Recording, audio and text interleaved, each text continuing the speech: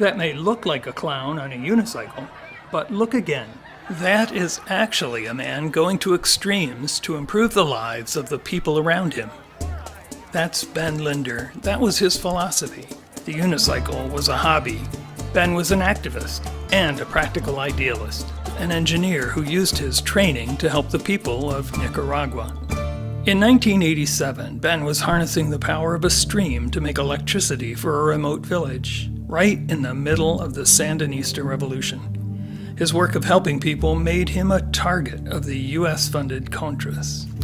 On April 28, 1987, the Contras tried to put an end to practical idealism in Nicaragua.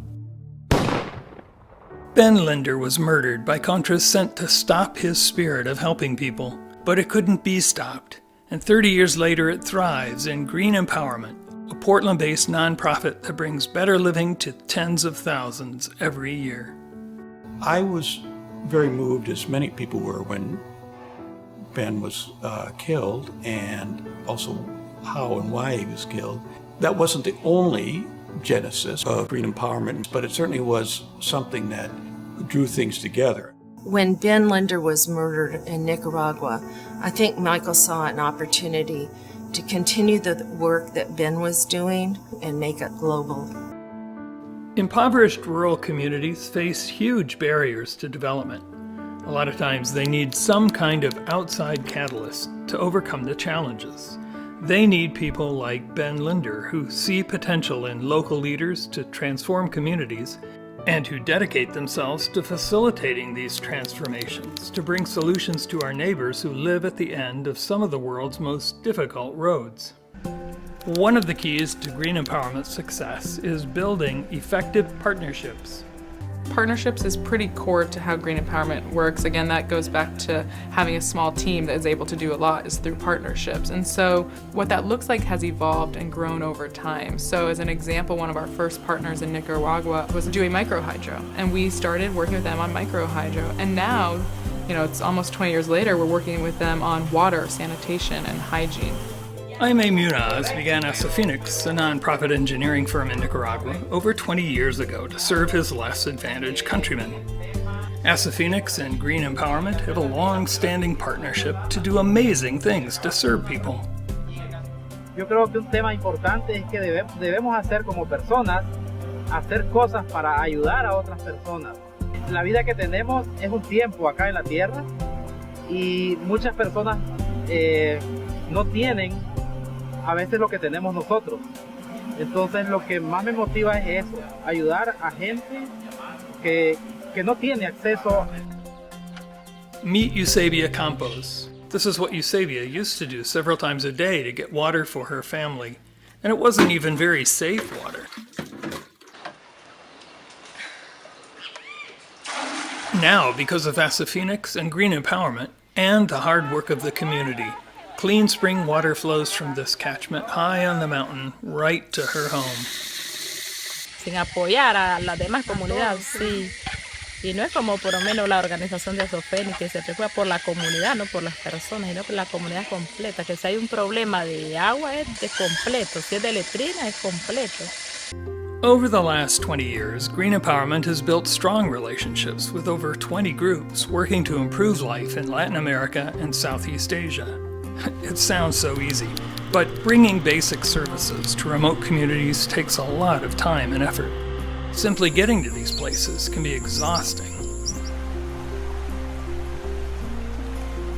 If you're going to build micro-hydroelectrification projects in the jungle, or you're going to install solar panels beyond the grid, or build sanitation facilities and teach good hygiene to a nearly inaccessible village, or if you're going to engineer community water systems or build high-efficiency stoves and mobilize a community, it'll take a huge commitment from extremely dedicated people, the kind of people associated with Green Empowerment.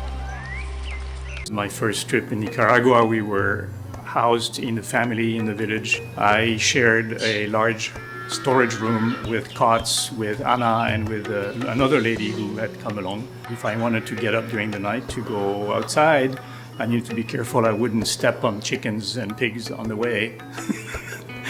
I've always considered myself not as the person who tells the local partner how things are going to be, but the helper. They're in the driver's seat. They're the ones who know the local populations. They know how to ask a question to get the real answer. They know how to get meaningful representation from men and women in villages in the committees they need to form to manage their whole finances and everything. Not just providing new basic services, but offering the additional dignity for people's lives in rural areas that providing these services and providing opportunities to organize locally really can provide. It's about, I was able to do this for myself, or I was able to do this with my neighbors. And that's something that really works in a subtle but powerful way with communities.